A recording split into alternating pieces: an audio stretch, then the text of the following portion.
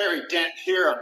Of course, we continue to watch this, what I think is the crash of our lifetime enveloping, and it's taken 5 years. This is how much they have pushed this back. I mean, nobody has better formulas for the natural cycles and technology and generational spending. And basically, the baby boom peaked in 2007 and would have been down all the way into late 2022 for the stock market, 2023 for the economy with natural cycles. And on top of that, the 45-year technology cycle peaked around late 2019, and that's been down ever since and will not turn up until 2032, 33. Okay, so all natural cycles say, you put them together, we had the first crash, 2007 to 2009. It'd been fine to have some sideways movement after that, and then we should have had a second crash, which would have ended a long-term down period, which we get, every 40 years on generational cycles, 1929 to 42, 1968 to 82, and now late 2007 into late 2022 should have been the down cycle, okay? But instead, print 20, run deficits and print money in 27 going on 30 trillion in stimulus. Oh, it disappeared, So this continues to be the multi-trillion dollar question for me. And I tell you, I don't have a perfect answer for this one. This has never happened. That governments just stamp out a natural, healthy correction after a major bubble. And by major, I mean no bubble's comparable, okay? This bubble from 2009 into early 2009 into early 2025, just peaking, 16 years of bubble activity. And of course, the most bubbly came from COVID forward, okay, the last 5 to 6 years. But still, the entire thing was a bubble. The bubble phases of bull market in the past have never lasted more than 5-6 years max. So again, that's what that much stimulus does. Okay, so grand experiment, yes. What I'm hoping for, and what is deserved here, I'm not being just a ninny about this. Okay, this should not stand. This should be the greatest lesson in history. You just can't just print your way to prosperity. It takes generations working, learning, growing in their life cycle. It takes new technologies changing how we work and do business. And of course, like you said, that's why we had the greatest boom in history. And I have credibility because I predicted that huge boom before it happened in the early to mid 80s, just as it was starting to emerge and people thought the U.S. was dead forever. Okay, so where are we now? Is this the big crash starting? And again, still looks like it at this point. We've got the two leading sectors of this bubble, where we're crypto, led by Bitcoin, and AI now coming later and strong, led by NVIDIA. Bitcoin is down 27.4% at the most recent low, okay? NVIDIA is down 28.9%, okay?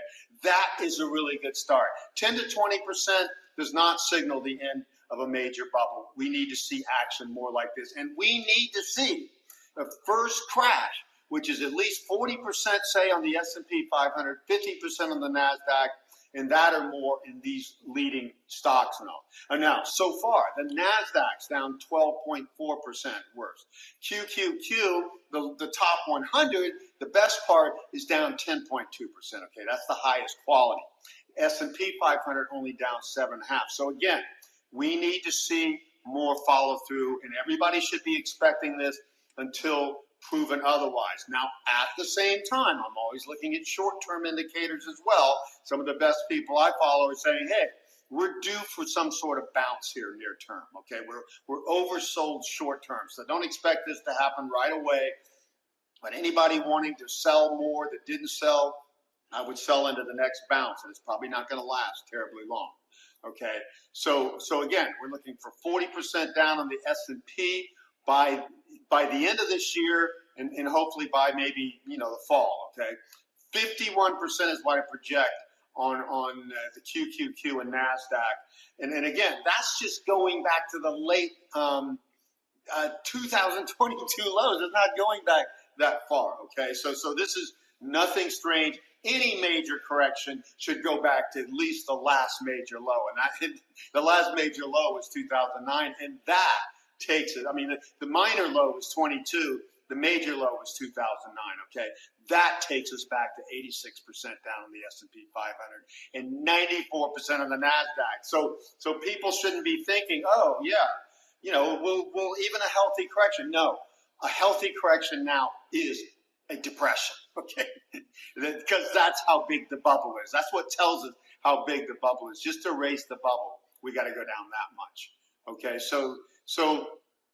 And again, I just looking the other day, the S&P 500 is 2.4 times higher than would have been if I'd have projected out my natural cycles. And I mean, and high valuations, normal high valuations at the top. 2.4 times. That's how much this stimulus has jetted the markets out of reality. Folks, they have to come back down for the health of the economy, for the affordability of everything.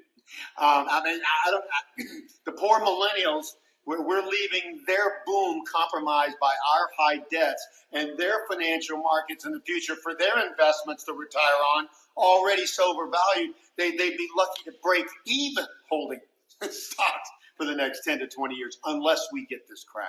So this is healthy, it's normal, and remember, you just have to return to common sense here. You can't print your way to prosperity. Governments can't constantly, and this has been ever since 2001 now, and particularly since 2009 recession, you can't just run deficits forever and never pay them down and just keep running up, because we have to pay these back with our treasury bonds over the next 10 to 30 years. So again, all we're doing is compromising the future to avoid a downturn. We have major recessions all the way back to the 30s, and of course all through history, but particularly since the 30s, major recessions every decade, once a decade. They're healthy, they're good. This one has to be bigger now because we've allowed the bubble to get bigger. And this bubble, remember nothing else.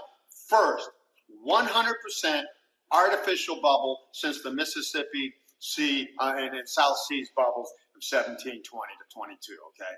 And those were 100% government generated back then, okay? And they crashed 99% in 1 year. 2 years to build, 1% to crash.